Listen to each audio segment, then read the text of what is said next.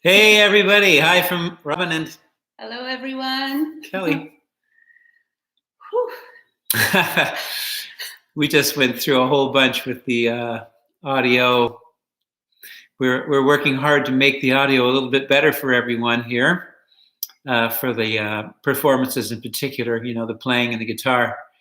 And everybody's been very kind in saying, hey, it's fine for a broadcast like this, a live stream. But, we like to keep our game high and try to do the best we can. And so we got things set up pretty good, and then we ran into a glitch.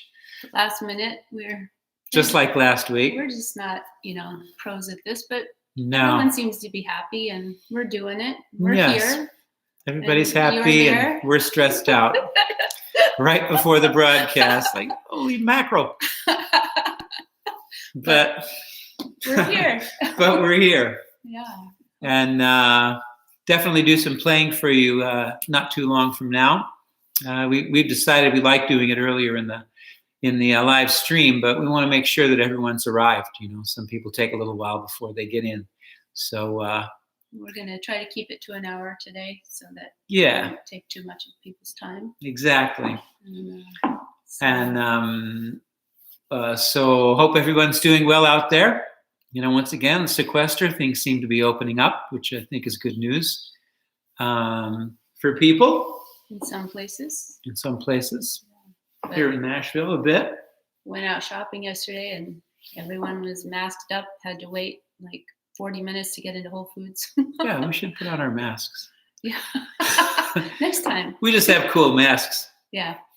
Just Kelly ordered some great masks. They have like Mexicans. Day of the Dead. Day of the Dead skeletons on them. Yeah. That kind of hit. They're pretty cool. They keep falling off my ears, though. Me too. What's up with that? I don't know. We have to fix it. Honestly, because I had like a pullover hat when I went to the store the other day, and it was like. Yeah. Well. But we're healthy. That's right. I hope you guys are all healthy. For sure. So we're just looking at some of the questions, and Robben was saying that he wanted to start at the top since people have really got here early and asking some great questions. Mm-hmm. So you want to head into that? Yeah. Okay. I like these. Mm-hmm. So from Bertrand Perrault, warm handshake from France. Merci beaucoup. This is great. When playing live, do you still use the overdrive of the Dumble or the Zen drive, or both? What about the boost built into the Dumble? Thanks again for sharing so much. You're welcome. I have been using live the Zen drive, and I've been using the boost when I record. Because using a pedal board and not using specifically because I'm no longer using the Dumbulator, which is the effects loop. The overdrive from the Dumble freaks out the pedals, and particularly reverb and delay. It just freaks them out. So I can't really use it without the Dumble overdrive without the effects loop. So I'm using the Zen drive, and right now I'm experimenting with this thing called Plimsoll from, gapping on the name of the company, but you guys know it. And I'm liking that. I still haven't been able to use it with the Dumble Overdrive Special yet, so we'll see what happens. It's interesting how things interface with each other, I use the boost a lot live, and I find that even that will freak out delays and reverbs. So I'm even kind of thinking about that a little bit. There was one thing. Yeah, so that's pretty much the story on that. I use the Dumble for recording, and I use pedals for live. So Ed, hi Robben, I see that you've converted some of those vintage guitars in the past to make them more suitable for you. Are they just tools of the trade, or do you baby them like the rest of us? I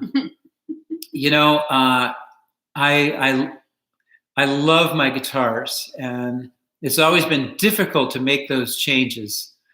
But I have, I'll wind up taking the dive, if that's what it takes to get it to be more playable for me. And I feel like even though technically it devalues the instrument, right? Because you've changed it, it's actually made it a better playing instrument for me. And so I don't baby them in that way, like I remember buying a Strat from one of the guitar shops in LA. And, he was saying, don't do anything to it. I already paid him like $5,000 for a good Strat at that time for that price, vintage instrument, and he's like, I said, well, I'm definitely going to refret it. He goes, oh man, don't refret it. I'm like, well, what do I want this guitar for if I can't play it? It's like a whole different perspective. It's like, you want it as a collector's thing, I need to play this thing. So I definitely make those changes where they're needed, and always refret an instrument, almost always. If there's enough good fret there, it's okay. But I do have to make them playable for myself. Good question, Tor Eric Vardal. Everybody knows you as a brilliant solo guitarist, but I'm equally impressed by your chord work. Could you talk about how you use chords when you compose? Thank you guys for doing this every Sunday. You're welcome. And thank you. And because it would be such a lengthy answer here, I've done courses for TrueFire that you can find at TrueFire, or actually even better, go to my website, to TrueFire, and robbenford.com. And I have done entire courses on that, in depth, So not really the place to exactly talk about that in any kind of meaningful way. But one thing I will say in the spirit of your question, and I appreciate it, is using different bass notes in a chord. Put the third in the root, put the fifth in the root. You can even put the seventh in the root. Those in particular will still give you the triad, and the and yet an alternate bass note, which can help you move from G, B, C, right? So that was G over B to C. That's one example. And I do it a lot in my writing. I use just same old, as I like to call them, cowboy chords. But if you put the third in the root, or the fifth in the root, or the seventh in the root, you get a different feeling. And so that's what I'm looking for.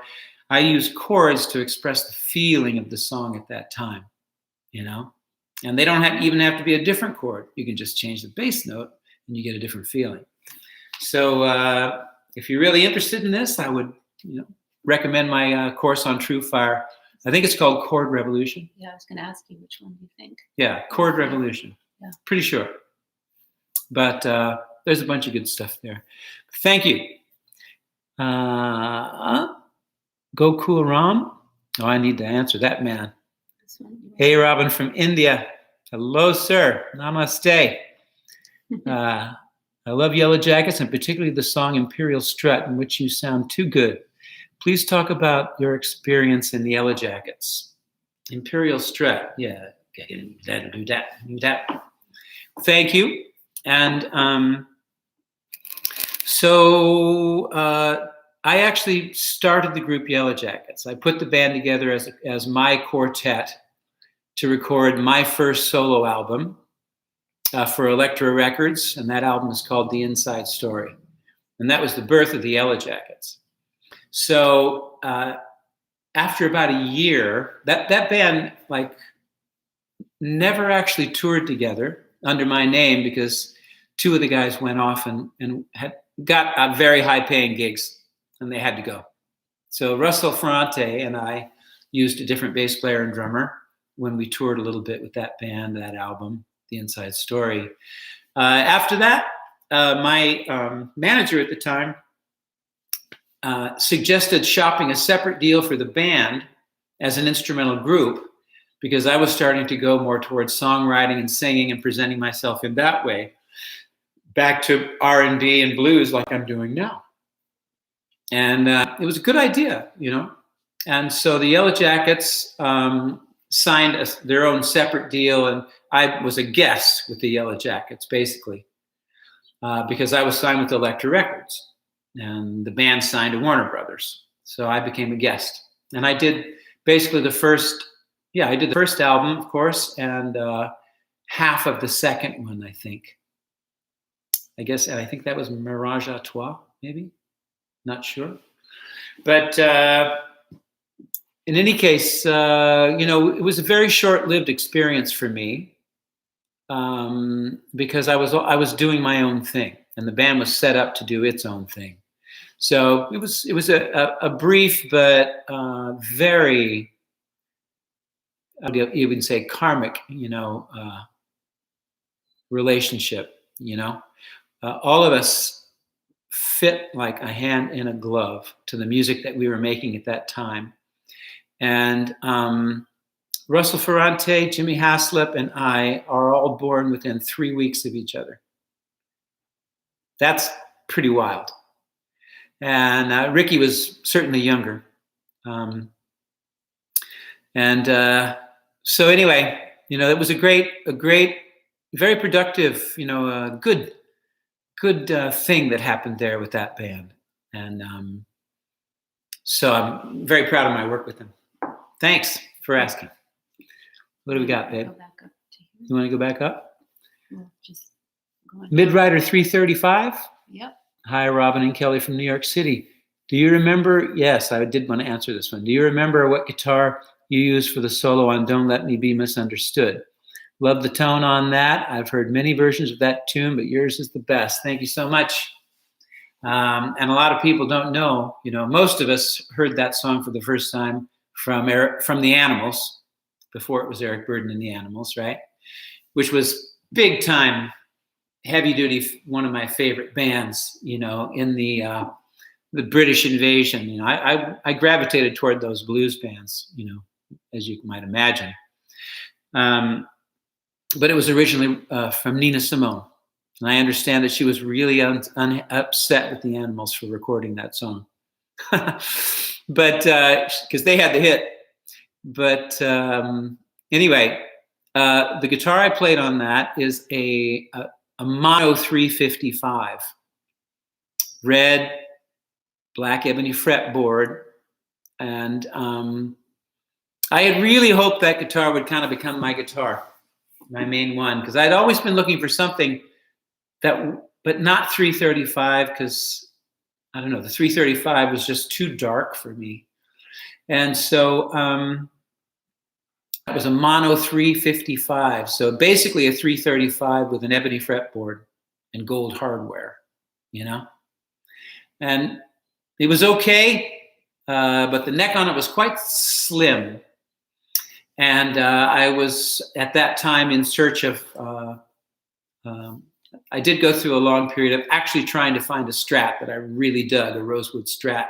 So I sold that guitar actually to purchase, I think, the Rosewood Strat I told you about just a little while ago, where the guy was saying, "Oh, don't refret it." So anyway, and that guitar is also the guitar on a song called The Plunge, from the Yellowjackets, excuse me, not Yellowjackets, but from the Blue Line Mystic Mile album. Okay, all right. Arthur Norswitz. Hi, Robben. Do you have a new pedal board now for your upcoming shows? No upcoming shows. I do hope we're going to Japan. We're supposed to go to Japan in September. And Kelly and I are going to stay and run around. Yeah. Can you show it to us? Thank you. No, I have the same pedal board that you will, if you see any pedal board of mine, like on YouTube or anything fairly recently, nothing new. The only new thing I'm fooling around with is that Plimsoll overdrive. And I'll take a look at it when I go back here to play. Tell you the name of the company. Oh, no. Full Tone.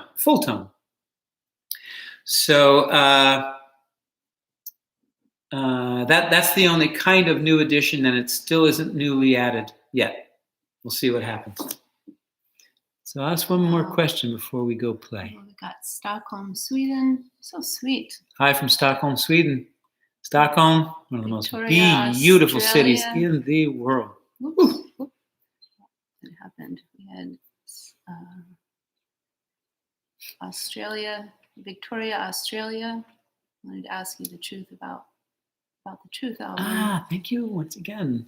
The Truth album, yes, greatly influential on me as a player. Could you please talk about River of Soul and Moonchild Blues?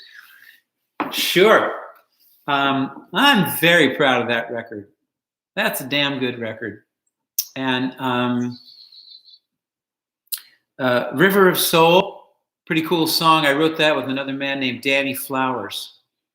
And I must tell you, because I always thought it was so funny, he had done he's a really wacky, very spiritual, guy, heavy meditator, and just a goofball, very eccentric, kind of odd, kind of like maybe like a David Lindley type of person, something like that. Great cat, just love him, beautiful cat.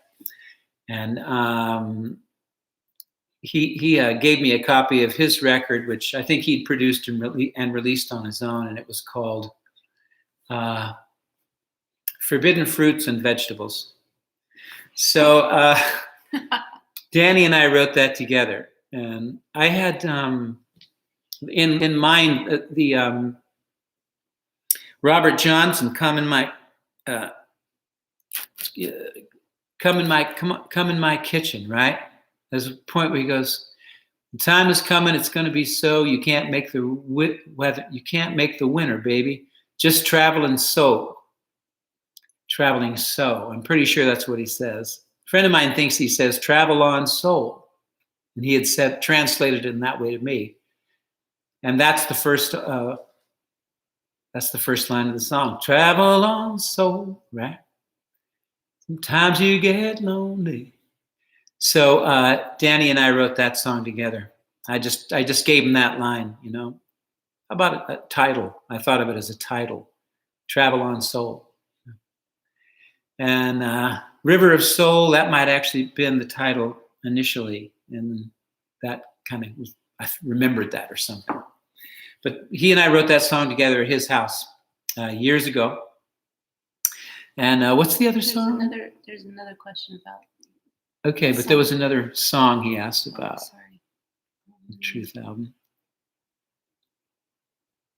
River of Soul and Moonchild Blues. Yeah, Moonchild Blues. Okay. Moonchild Blues. I wrote that kind of to be writing something like The Thrill Is Gone. Kind of that vibe. B.B. King. I play a very B.B. King style in that. And also, that song actually was recorded a few years before that album was made. But I had access to the tapes.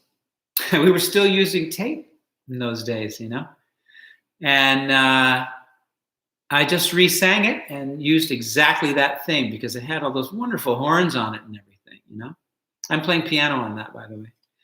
And it was something that I'd always wanted to put on a record, but that record was never released. I did an entire album that was never released. And all these songs, that were never released. And why don't you release them? Well, we're looking at that. I say we. The royal we, I guess. We. Yes, me and my people. The many people inside. Here's another what was the other songwriting question here. Okay. Hi, Robben. Can you tell how you wrote the song "Oh Virginia" on Bringing It Back Home? Also, I love the line you wrote, "Like a smoker's cough reveals a bitter truth." Pretty good, huh? Thank you. Any advice for writing lines? Okay. Well, I'll answer this one, and then we'll go play something. Yeah, like a smoker's cough reveals a bitter truth. Pretty good. Really good. So your first one was "Oh Virginia." Can you tell how you wrote that song? A couple of things I can say. So that album, basically, I was not worried about it being an album of covers because I was going for a certain vibe that I wasn't quite prepared to deliver, But I wanted a certain vibe, and I just felt like I'm not ready to write those songs that have that vibe, And that vibe was something very authentic, like I wanted to make the record that kind of somebody else would have made, but I played guitar on it because I know how to play guitar to that music, and I love that music, but I just didn't feel like I could necessarily deliver it vocally. So initially, I even thought about that record began as an instrumental album, which was the first thing that I put together for that was the On That Morning, which is an instrumental adaptation of a gospel song. So, and I wanted it to have a feel kind of like the Kind of Blue album, Miles Davis's Kind of Blue. So there were the conception of that album, took some time, and that was back when I was able to take time to make a record, and I'm back to that time now. There was a period where things had to happen a little more quickly. So obviously it moved towards vocal numbers, and I found myself digging this kind of New Orleans influence thing. And then I got excited about the use of trombone because I've always wanted to use trombone, but couldn't find a use for it. But with that New Orleans thing, bingo, here's the trombone, So this is what's called orchestration. You orchestrate the album. You write songs or find songs, which I was finding songs. And then what instruments would make this happen best, I'm like, wow, I get to use trombone, finally. And I'll tell you, I came to love the trombone because I love Archie Shepp, the great tenor saxophonist. And he had a trombone player who recently passed away named Roswell Rudd, R-U-D-D, Rudd, I don't know. And I just love the two of them together, and it's very avant-garde jazz from the 60s. The records that I like, they're all on Impulse. Archie Shepp on Impulse. Some of those records are virtually unlistenable, couple of them. But The Way Ahead, big for me. Very influential, too. And Fire Music, unbelievable. So I think there's one, The Magic of Juju. So like a smoker's cough. Yeah. Advice for writing lines. Right. So advice for writing lines. I tell you what, man. What little I can say about that, I can say a lot, but meaningfully. I wrote terrible songs for 10 years. I often cite that book called Outliers, and there's a concept in there called that says, you need to put 10,000 hours into something before you start getting good at it. And he also says that people spend about 1,000 hours a year, really working at a craft, and they have other things to do. They have to sleep and buy groceries and cook and, have children, whatever. So that's 10,000 hours, right? That's kind of the basic concept. So I did that. The song started getting okay, by the like the Blue Line. That's where things started to kind of move along a little bit. The songs were becoming decent. And then I felt like I had a little bit of a breakthrough on the Supernatural album.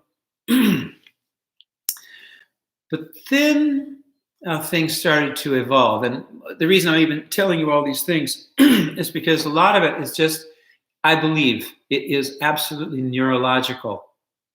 It's like the more you practice something, your brain just starts, actually, I think channels open up. Your brain starts firing in a way that it didn't before. You're going to write bad music, bad lyrics for a while. maybe not everybody had to go through that phase, but most of us do as songwriters. You have to write a bunch of bad songs, and I remembered this one phrase, and this is kind of basically where I kind of start now.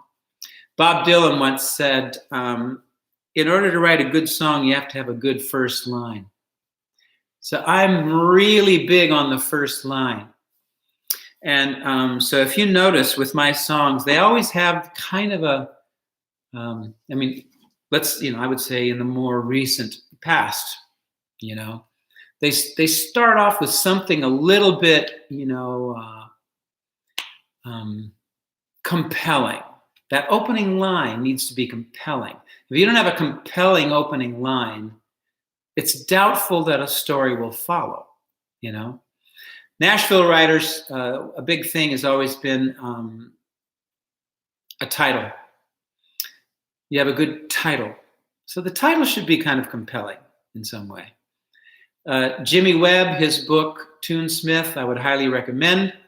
He said, you need some kind of a title and an idea of what the song is about to start writing a song. Because he says that title can change, and even the idea of writing the song can change. But you get started. And then,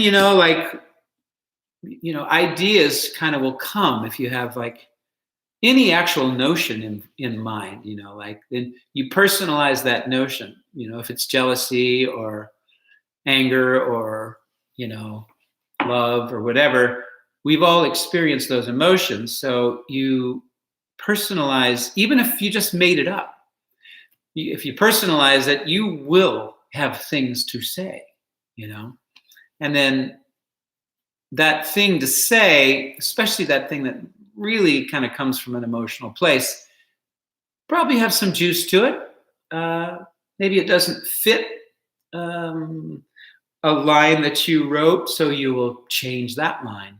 You will blend those things together, so that they work now. But more importantly, it's putting in all of that time, things start to happen. I truly believe that all of this stuff is just channeling.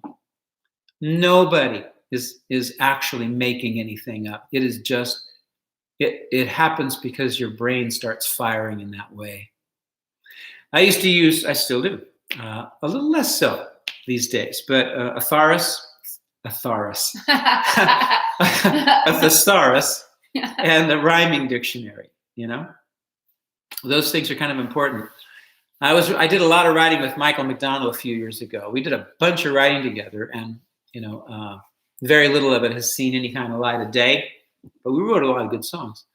And I remember, we're kind of trying to crack the egg on this particular song, and I just picked up the rhyming dictionary or the thesaurus, and the thesaurus was in my hand, and I said some things that I hadn't said before that were quite inspiring. No, I swear, words came through.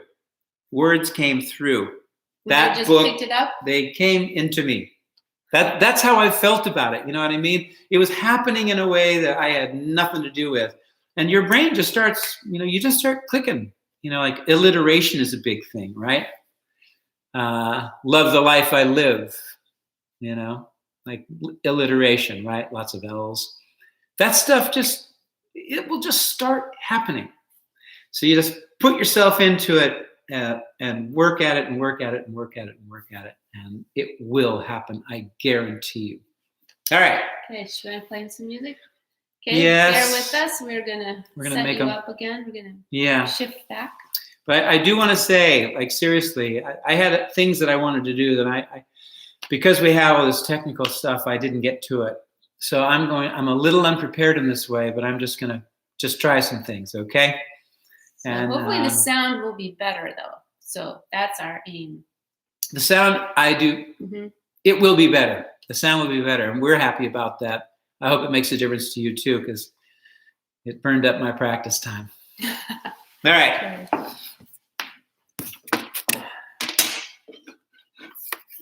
So I'm going this way, right? Yep. You're going that way. All right. I turn the amp on. Turn the amp on. Cover the amp up. Cover the amp up. That's right. I pick up the guitar. Got to put this up here. I forgot that part. That was my job. No, we tried to rehearse this. We tried to rehearse Okay, this. but it's all right. This is what live Well, I stream can is come all this about. way. Can you turn it this way just a little Yeah, bit? hang on, let me She just- doesn't like people to see the kitchen. I don't like people to see the cook oven. Well, this is good. You're Just pretty like good. that. It's perfect.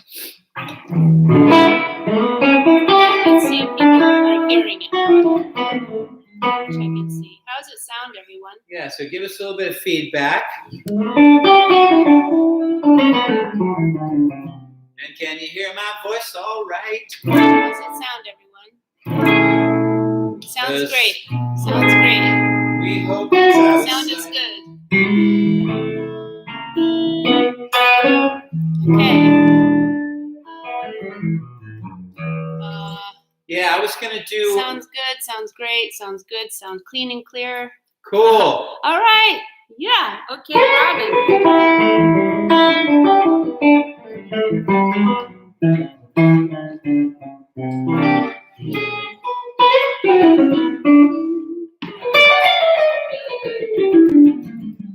Cool.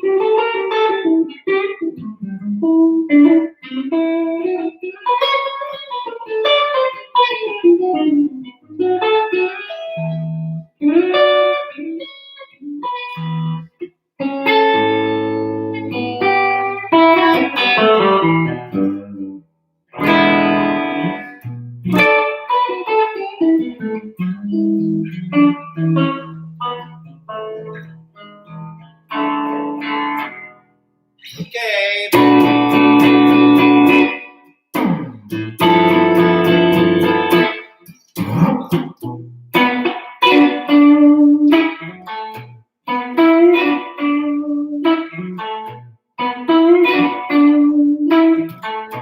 Midnight comes too soon when you've lost the moon. Nothing breaks the darkness,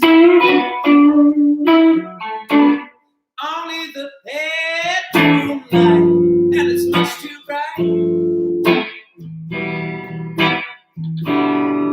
It seems to shout at me, and I can't help but pray for what I don't know. But a constant yearning is taking a hold of me, down in a hole so deep. When midnight comes too soon.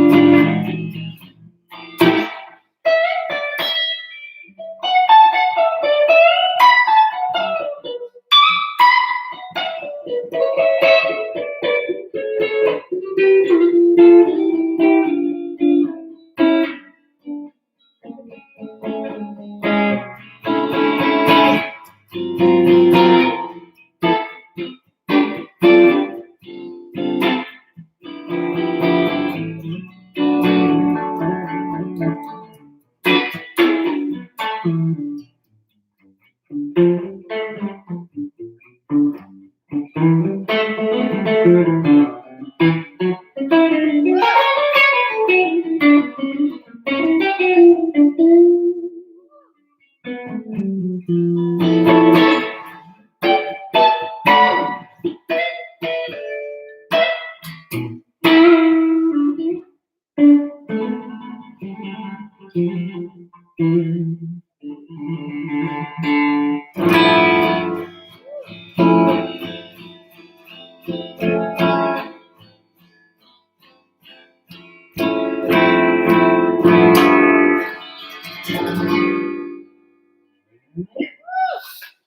that was fantastic. That was Well, great. thank you, sweetie. Great. Got one fan. Got some nice thumbs up going on here on the old computer. Let's see what's going on here. Yeah, that's great. Oh, super sweet. There's a whole bunch. Oh, wonderful. It's so great. Jocko Schofield, bravo.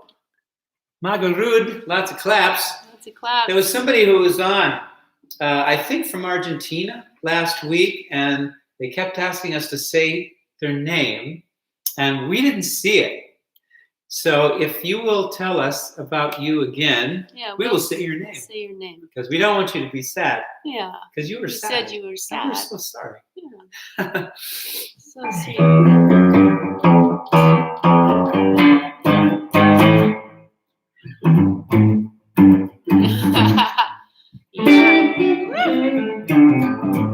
It's great.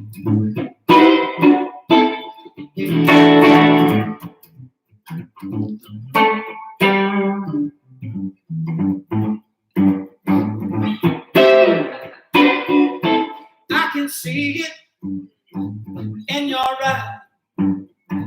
That look of love for me, baby, has time. And I can tell it out in the air. And that same old groovy feet just ain't there. I'm gonna go through your life with a fine-tooth comb to see what's going on. I ain't giving up without a fight, 'cause I deserve a fair trial. It's deep inside your heart, you know I'm a fair child. But anyone else be loving you better than I do. But anyone else be loving you better than I do. But anyone else be loving you better than I do. But anyone else be loving you better than I do.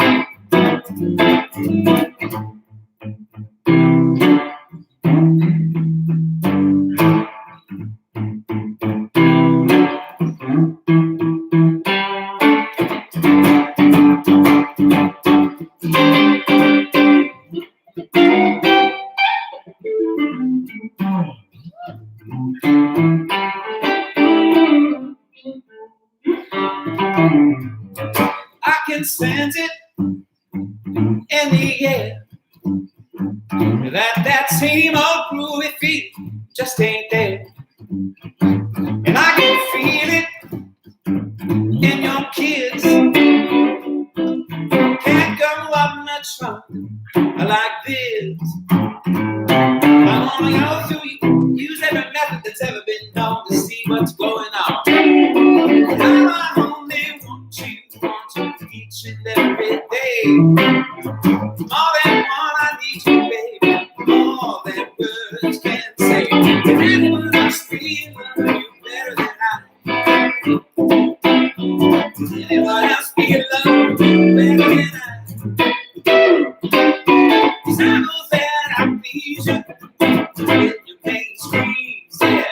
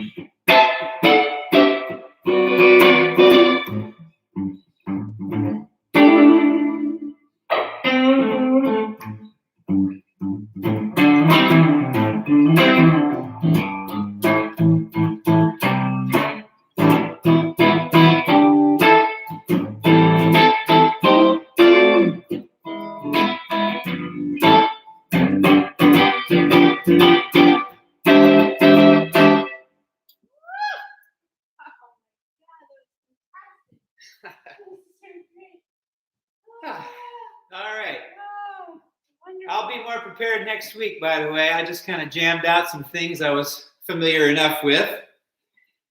So, again. Is that, you're done? For the playing, yeah. I hope that was pretty awesome. That was good? That was great. All right. This was fantastic. So, we're making our moves. Making our move.